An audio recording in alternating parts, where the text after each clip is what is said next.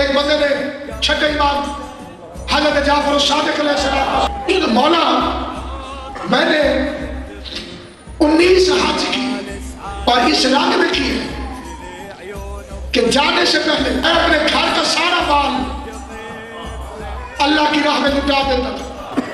بھوک پیاس گرمی میرے پاؤں پھول جاتے تھے مولا, خون نکلتا تھا, ننگے پاؤں ننگے سر. 19 سال کتنا ثواب ہے. اصل اس کا سوال یہ تھا, امام نے فرمایا اب ایک ایسا حج اور بھی کر, گھر لٹا کے پیدل جا کے, تاکہ تیرے ایسے حج 20 ہو جائے اور حسین کی قبر پر ایک دفعہ بوسے کے برابر ثواب ہو جائے.